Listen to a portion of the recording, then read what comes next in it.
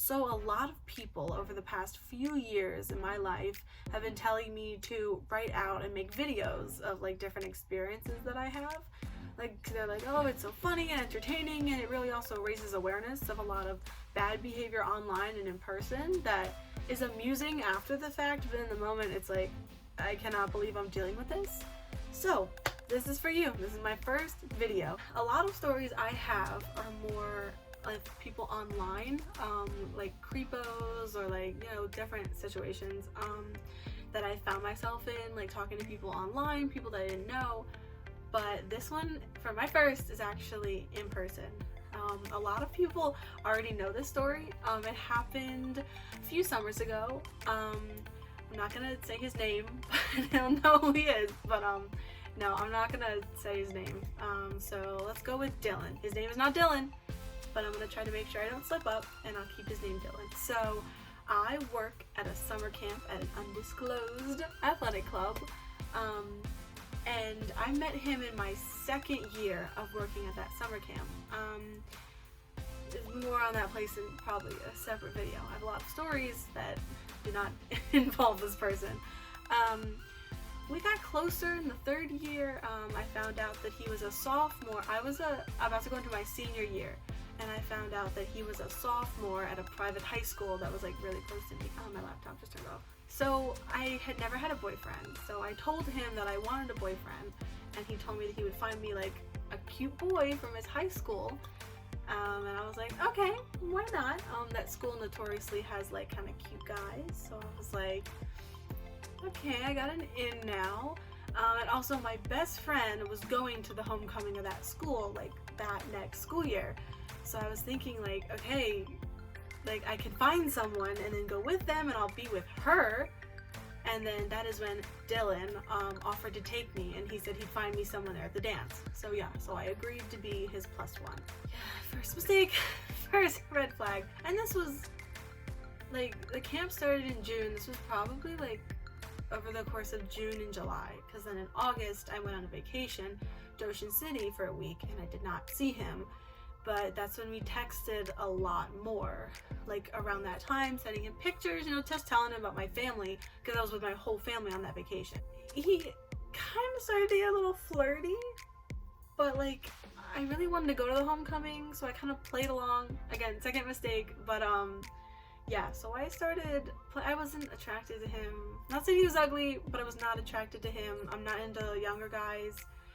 He was a lot younger than me, like acting wise, so I was not into him, but I really wanted to get into the homecoming. So yeah, I flirted. I finally got back.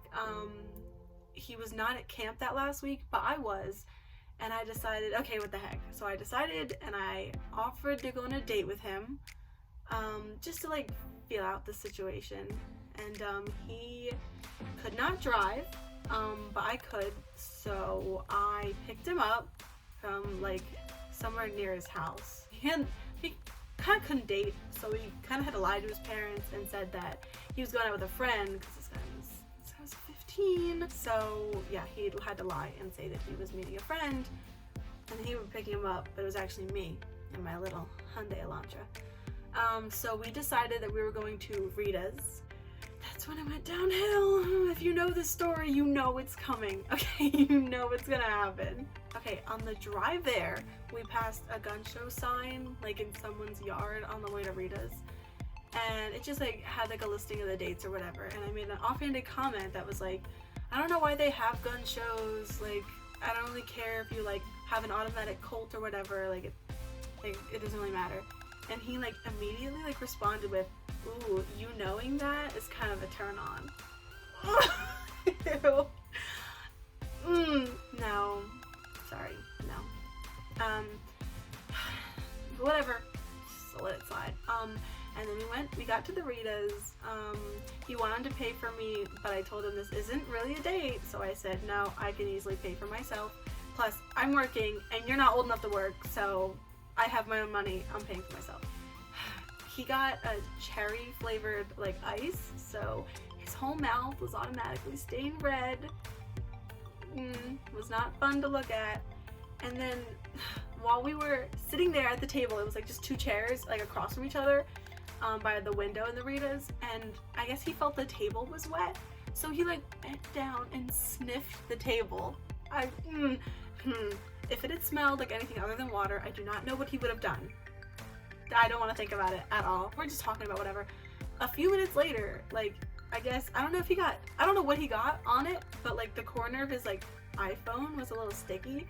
So this man brings it up to his mouth and sucks on the corner of the iPhone to make it not sticky anymore, and then used a napkin to, he sucked on his, oh my god, just saying that out loud. He sucked on the corner of his iPhone. Oh no. Oh, it gets better. Oh, trust me. Would you not expect anything else from me? It gets better. A few minutes later after that, he's audibly picking at a scab on his arm, making eye contact with me. Picking at a scab. And oh god. 15-year-olds, man. What the heck? Literally the whole time we were there, all I was doing was talking about like college and about other boys. I was so trying to be such a turnoff. It was not working, but I tried so hard to just like not deal with it, but didn't work. We're talking for a bit, and then I guess he finished his ice, whole mouth, lips all bright red, and he says like, I gotta take a whiz. And I was pushed down the disgust, and I was like, okay, like I'll be here when you get back.